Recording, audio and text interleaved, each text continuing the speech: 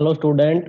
आज हम शुरू कर रहे हैं हमारा न्यूमेरिकल पार्ट। ठीक है, न्यूमेरिकल पार्ट कौन सा? मतलब calculation of particle per unit cell and formula of the compound. ठीक है, एक न्यूमेरिकल दे रखा है हमारे पास। न्यूमेरिकल क्या है?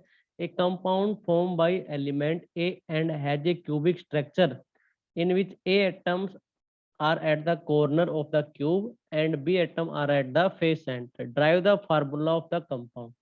देखिए, कहता है कि जो ए एटम आपके पास में, a atom are at the corner of the cube, कहाँ प्रेजेंट है? क्यूब के अंदर कॉर्नर के पास। तो आपको पता है क्यूब के अंदर टोटल कॉर्नर कितने होते हैं? 8।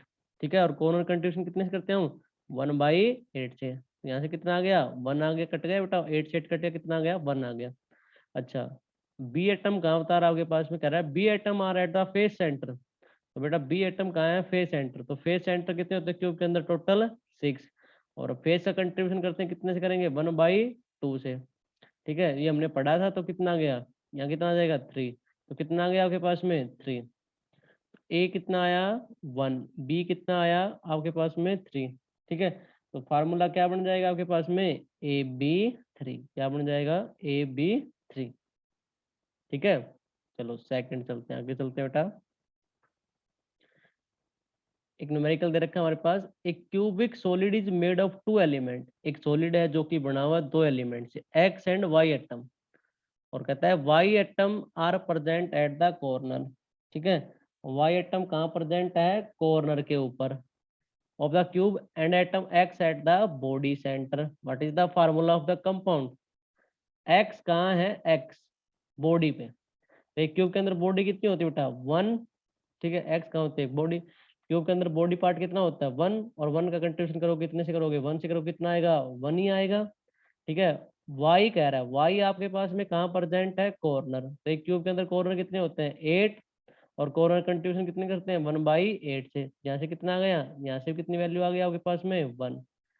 एक्स भी 1 आ गया और वाई भी कितना आ गया? 1। तो फार्मूला क्या बन जाएगा? X Y. फार्मूला क्या बन जाएगा आपके पास में? X Y. ठीक है, चलो नेक्स्ट चलते हैं। A ionic compound is made of atom a and b. ठीक है, एक आयनिक कंपाउंड जो कि बना हुआ किससे? एटम ए और बी से। As a face centred cubic arrangement. ठीक है, एक फेस क्यूबिक रीअरेंजमेंट है। तो होता क्या है बेटा? In which atom a are at the corner and b are at the face centre. A कहाँ प्रेजेंट है? कॉर्नर के ऊपर। और बी कहाँ प्रेजेंट आपके पास में? Face centre. लेकिन इफ यदि one of the atom is missing from the corner, यदि एक एटम मिस हो जाए आपके पास में, कहाँ से? कॉर्नर से, तो what is the simplest formula of the compound? तो पहले देखो, ए कहाँ प्रेजेंट आपके पास में? Are corner. कॉर्नर है। टोटल कॉर्नर क्यूब के अंदर कितने होते हैं? 8। लेकिन कह रहा है कि if one of the atom is missing from the corner. Total हमें पता है कितने होते हैं? 8 होते हैं, लेकिन एक क्या हो गया? मिस हो गया। तो टोटल कॉर्नर 8 होते हैं, तो एक मिस हो गया तो कितने बचे? 7। ठीक है, एक मिस हो गया तो कितने बचे? 7। और कॉर्नर कंट्रीब्यूशन कितने से करते हैं? 1/8 से करते हैं। ठीक है, कितने से करते हैं? 1/8 से करते हैं। और कह रहा है कि आपके पास में जो बी एटम है वो कहाँ प्रेजेंट है? फेस सेंटर पे। कहाँ पर प्रेजेंट है? Face center. तो फेस टोटल कितने होते हैं क्यूब के अंदर? 6। और फेस का कंट्रीब्यूशन कितने से करते हैं हम? ठीक है, 1/2 से। कितने से करते हैं? 1/2 से। तो यहाँ से ए कितना आ गया? 7/8। और बी देखो कितना आ जाएगा? 2 से कट जाएगा, कितना आ गया आपके पास में? 3। कितना आ जाएगा? 3। तो देखो फार्मूला क्या बना फिर आपके पास में? ए 7/8 और बी कितना आ गया? 3। लेकिन जब भी हमें फार्मूला कम बनाना होगा किसी कंपाउंड का, तो हम उस टर्म को फ्रैक्शन में नहीं रखेंगे। उस टर्म को हम क्या नहीं करेंगे? फ्रैक्शन में रखें। दोनों टर्म को किससे मल्टीप्लाई कर दो आप? ठीक है, देखो 8 से मल्टीप्लाई कर दो। ठीक है, जैसे इसको 8 से मल्टीप्लाई करोगे तो आप क्या हो जाएगा? तो 8 से ऊपर मल्टीप्लाई करोगे तो यहाँ कितना बचेगा? 7, क्योंकि 8 से 8 कट जाएगा। और यहाँ कितना हो जाएगा? बी कितना हो जाएगा? 24। 8 से मल्टीप्लाई करेंगे तो 3 को कितना हो जाएगा? 24। अब ठीक है, अब जब कंपाउंड बनाते हैं, फार्मूला बनाते हैं किसी कंपाउंड का, तो कोई भी टर्म फ्रैक्शन में नहीं रहनी चाहिए। तो हमने फ्रैक्शन क्या कर दिया बेटा? खत्म कर दिया। यहाँ से फ्रैक्शन क्या कर दिया? खत्म कर दिया। ठीक है, तो अब हमारे पास फार्मूला जो बनेगा वो क्या बना? A7B24, ये बना। तो जो हमारा कंपाउंड का जो फार्मूला जो बना, फार्मूला ऑफ द कंपाउंड, वो क्या हो गया? A7B24। ठीक है, चलो नेक्स्ट चलते हैं। Calculate the number of unit cell in 8.1 gram of aluminium if it is crystalliser in a FCC, ठीक है, structure, atomic mass of aluminium 27 gram mole inverse. कहता है कि आपको नंबर ऑफ यूनिट सेल निकालनी है, किसके लिए? 8.1 ग्राम ऑफ एल्यूमिनियम के लिए, यदि उसकी अरेंजमेंट कैसी है, एफसीसी दे रखी है। देखो बेटा कैसे निकालेंगे, ठीक है। तो 1 मोल ऑफ एल्यूमिनियम, ठीक है, किसके बराबर? 27 ग्राम। या एटम की बात करें तो कितना आएगा? 6.022 इंटू 10⁻23 एटम।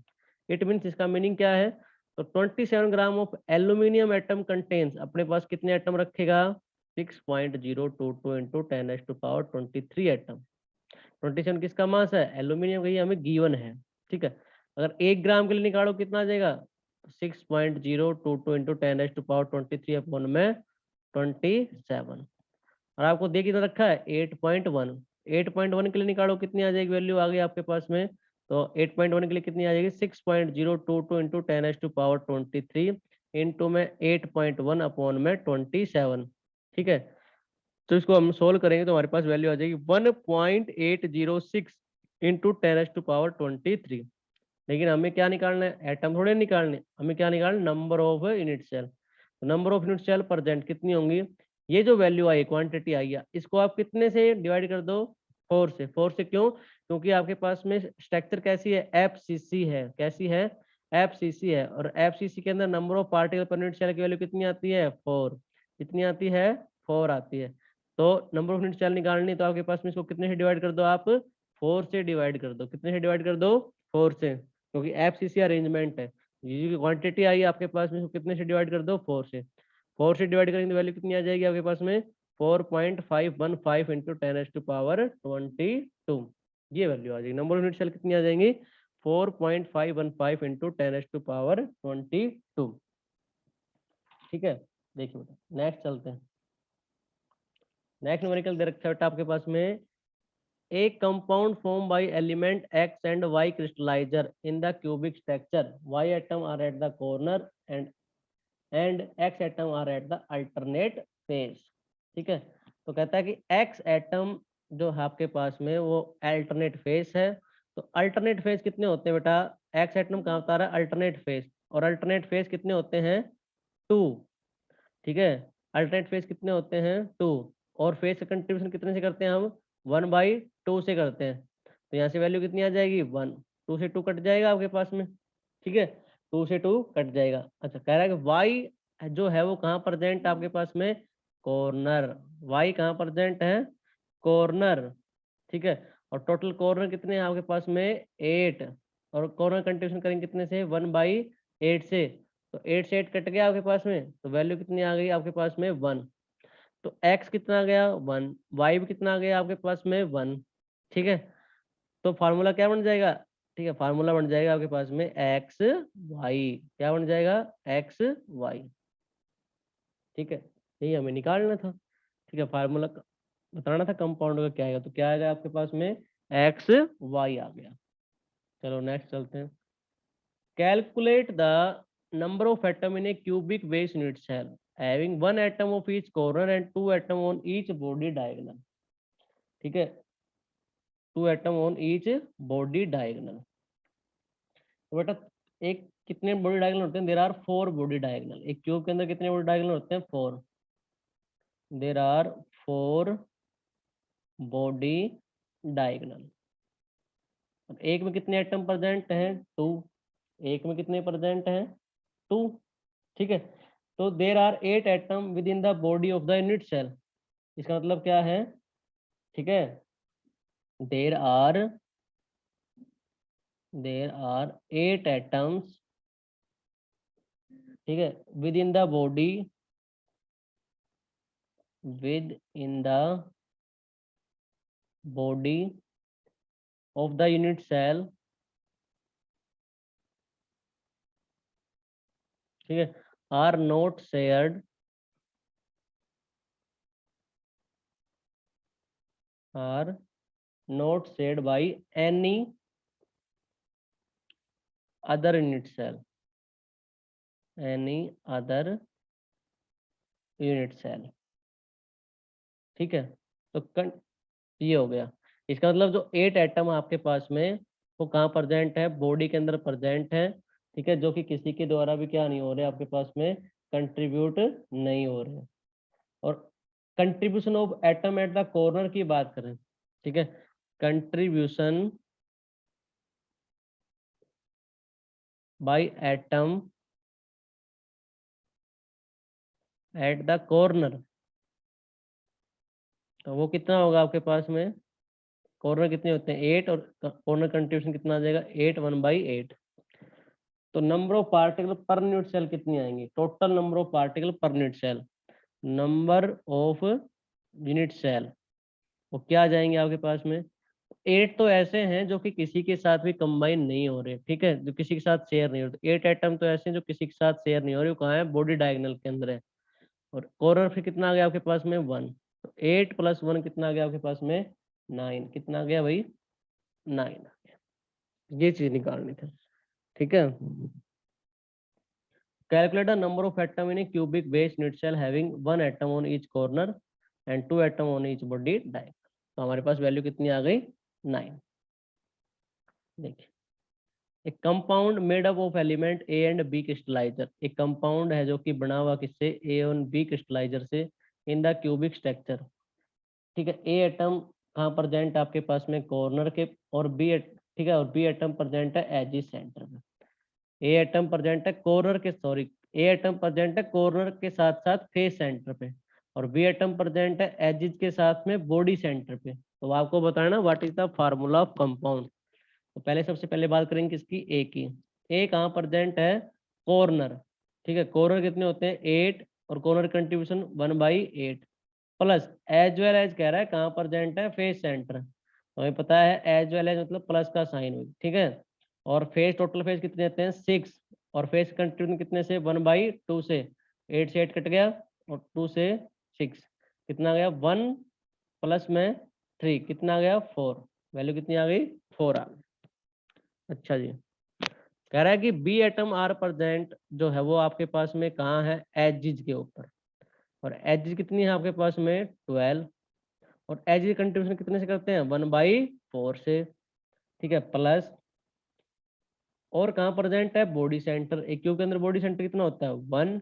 अब देखो जो कटता है उसको काट दो, 4 से यहाँ कट गया कितने से 3 से, तो कितनी वैल्यू आ गई 3 + 1 कितना आ गया 4।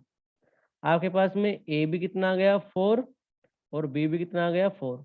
अब 4 इनमें क्या है कॉमन है, 4 इनमें क्या है कॉमन, तो फार्मूला क्या बन जाएगा आपके पास में ए बी, फार्मूला क्या बन जाएगा ए बी। ठीक है, फार्मूला बन जाएगा हमारे पास ए बी।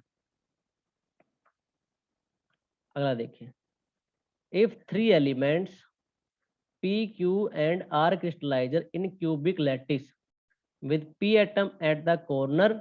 देखो p एटम कहाँ बता रहा है आपके पास में कॉर्नर, तो कॉर्नर क्या होते, कितने होते हैं 8, और कंट्रीब्यूशन 1/8 कितना आ गया आपके पास में 1।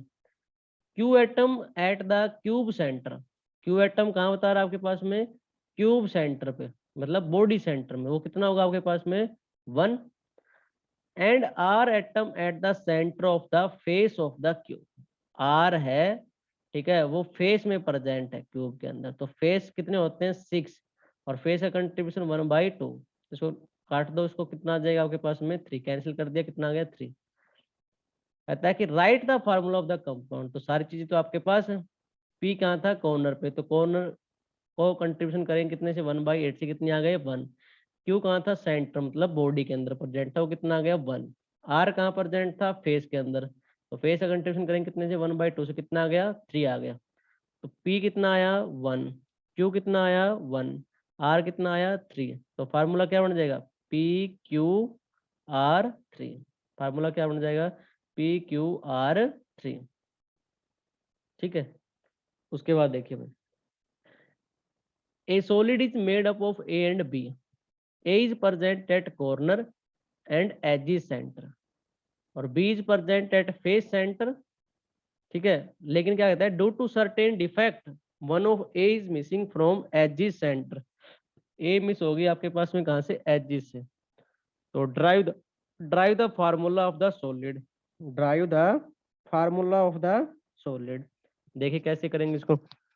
ए जो है आपके पास में, ठीक है, वो कहाँ प्रेजेंट है, कॉर्नर पे। तो टोटल कॉर्नर कितने हैं, 8,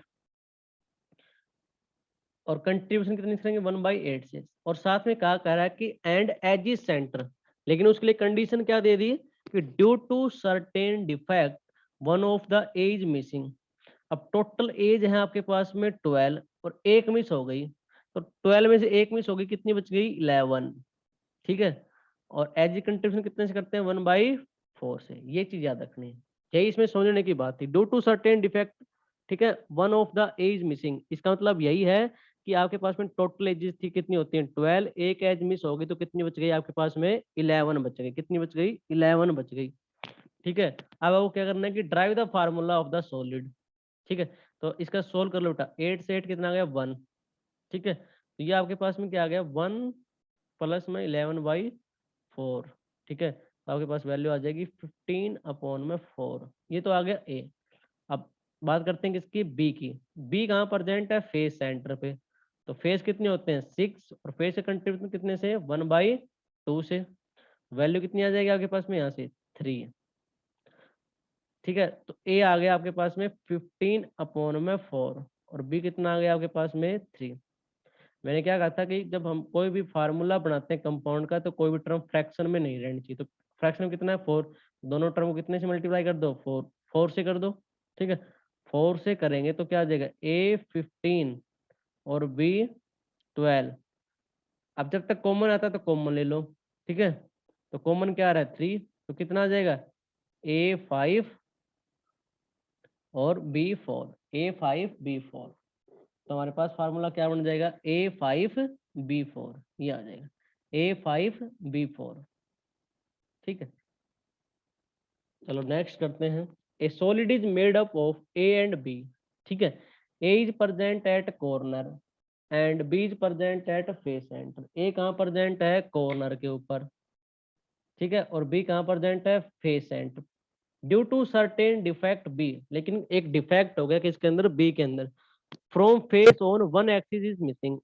ठीक है, एक एक्सिस क्या हो गई, मिस हो गई। तो आपको बताना है कि drive the formula of solid. ठीक है, उस सॉलिड का फार्मूला क्या, उस सॉलिड का फार्मूला क्या होगा।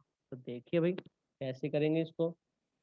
तो ए तो कहाँ प्रेजेंट, ए में तो कोई गड़बड़ है नहीं। तो ए तो कहाँ आपके पास में, कहाँ प्रेजेंट है, कॉर्नर के ऊपर। ए तो कहाँ है, कॉर्नर। तो कॉर्नर कितने हो गए, 8 × 1/8, कितना आ गया, 1 आ गया। लेकिन बी कह रहा है कहाँ था आपके पास में, फेस के अंदर था, एक एक्सिस क्या हो गई, मिक्स। एक बात याद रखो कि वन एक्सिस, ठीक है, इन include, one axis include to face. एक एक्सिस अपने पास में कितनी फेस रखती है, 2 फेस रखती है। तो एक एक्सिस ही मिक्स हो गई, पूरी एक एक्सिस मिस हो गई, इसका मतलब कितने फेस गए आपके पास, कितने फेस मिक्स हो गए, 2। अब टोटल एक क्यूब के अंदर कितने फेस होते हैं, 6, और एक एक्सिस चली गई, मतलब 2 फेस कम हो गए। तो अब कितने बच गए आपके पास में, 4 बच गए। और फेस का कंट्रीब्यूशन कितने से करते हैं, 1/2 से। तो यहाँ से वैल्यू कितनी आ जाएगी, 2। ए कितना आया, 1। बी कितना आया आपके पास में, 2। फार्मूला क्या बन जाएगा, AB2। फार्मूला क्या हो जाएगा आपके पास में, AB2।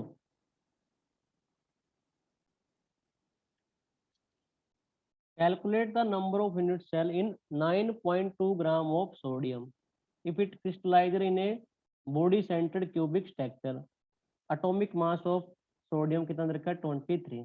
तो हमें क्या निकाल लिया, नंबर ऑफ यूनिट सेल। ऐसा न्यूमेरिकल हम पहले भी कर चुके हैं। ठीक है, तो बेटा जब BCC दे रखा है आपके पास में, BCC दे रखा है, तो नंबर ऑफ यूनिट सेल कितनी आ जाएंगी आपके पास में, कितनी होती हैं, 2 होती हैं, ये याद रखो, क्योंकि लास्ट में इसकी जरूरत पड़ेगी। BCC के अंदर number of particle per unit cell कितनी आती हैं, 2। ठीक है, अब देखिए 1 मोल ऑफ सोडियम मतलब 23 ग्राम, सॉरी 23 ग्राम। ठीक है, वो किसके बराबर होंगे आपके पास में, 6.022 इंटू 10⁻23 एटम। इसका मतलब क्या है, 23 ग्राम ऑफ एटम कंटेन्स कितना, 6.022 इंटू 10⁻23 एटम्स। एक में कितने होंगे आपके पास में, 1 ग्राम ऑफ, ठीक है, ये क्या आपके पास में, सोडियम एटम। ठीक है, सोडियम एटम कंटेन्स कितना, 6.022 इंटू 10⁻23 अपॉन में। ठीक है, अपॉन में 23। तो आपको निकालना कितना में 9.2 ग्राम में, तो 9.2 ग्राम में निकालो कितना आ जाएगा, मल्टीप्लाई हो जाएगा 6.022 इंटू 10⁻23 इंटू में 9.2 अपॉन में 23। जब आप इसको सोल्व करोगे तो आपके पास वैल्यू कितनी आ जाएगी 2.408 इंटू में 10⁻23। आपको निकालना क्या है, नंबर ऑफ यूनिट सेल। तो ये जो क्वांटिटी आई इसको आप कितने से डिवाइड कर दो, 2 से क्यों, क्योंकि इसकी स्ट्रक्चर कैसी है बीसीसी, और बीसीसी के अंदर नंबर ऑफ यूनिट सेल कितनी होती है आपके पास में 2, इसलिए हमने इसको कितने से डिवाइड कर दिया 2 से। वैल्यू क्या आ गई हमारे पास 1.204 into 10⁻23, 1.204 into 10⁻23। Calculate the number of unit cell in 1 gram of gold if it is crystallized in a face-centered cubic structure और atomic mass of gold दे रखा है 197। तो आपको क्या निकालना है, नंबर ऑफ यूनिट सेल। तो कैसे निकालोगे भाई, तो 1 मोल ऑफ गोल्ड मतलब कितना मास है आपके पास में 197 ग्राम, या फिर 6.022 इंटू 10⁻23 एटम। ठीक है, और एफसीसी है तो जेड की वैल्यू कितनी आएगी आपके पास में 4। एफसीसी है तो जेड की वैल्यू कितनी आएगी 4। अच्छा जी, अब इसका मीनिंग समझिए, 197 gram of gold atom contain कितने 6.022 into 10⁻23 atom. 1 gram of gold atom contain कितना, तो 6.022 इंटू 10⁻23 अपॉन में 197। आपको निकाल देखे तो रखा है 1 ग्राम, तो 1 ग्राम में कितना आ जाएगा 6.022 इंटू 10⁻23, ठीक है, इनटू में 1 अपॉन में 197। तो सोल्व करके वैल्यू कितनी आ जाएगी आपके पास में 0.0305 इंटू 10⁻23। आपको निकालना क्या है, number of unit cell present. तो ये वैल्यू आई उसको कितने से डिवाइड कर दो, जेड से। जेड आपके पास में कितना, मतलब नंबर ऑफ यूनिट सेल कितनी है 4। तो वैल्यू क्या आई थी आपके पास में 0.0305 इंटू 10⁻23 अपॉन में 4। वैल्यू क्या आ जाएगी 0.0076421 इंटू 10⁻23। तो थोड़ा इसको सिंप्लीफाई करके कैसे लिख सकते हैं, और 7.64, ठीक है, इंटू में 10⁻20। पावर को अरेंज कर लिया तो क्या आ गया आपके पास में 7.64 इंटू में 10⁻20। Calculate the number of unit cell in 80 gram of calcium if it is crystallized in a FCC structure। FCC मतलब फेस सेंटर क्यूबिक स्ट्रक्चर, और एटॉमिक मास डायरेक्ट कैल्शियम कितना 40। तो देखिए भाई एफसीसी मतलब जेड की वैल्यू कितनी होगी आपके पास में 4। एफसीसी है तो जेड की वैल्यू कितनी होगी 4। 1 मोल ऑफ कैल्शियम, ठीक है, कितना है आपके पास में, कितना दे रखा है मास कितना है 40 ग्राम, और एटम कितने प्रेजेंट होंगे इसमें 6.022 इंटू 10⁻23 एटम। तो 40 gram of calcium atom contain कितना 6.022 इंटू 10⁻23 एटम। तो 1 gram of calcium atom contain कितने 6.022 इंटू 10⁻23 अपॉन में 40। और 80 ग्राम में कितना आ जाएगा आपके पास में 6.022 इंटू 10⁻23 इंटू में 80 अपॉन में 40। अब देखो यहाँ से कट जाएगा बेटा, ठीक है, क्या कट गया देखिए 40 से कितने कट गए 2 पे कट गया, तो आपके पास वैल्यू कितनी आ गई 6.022 इंटू 10⁻23 इंटू में 2। ये क्वांटिटी आ गई। अब आपको क्या निकालना, नंबर ऑफ यूनिट सेल।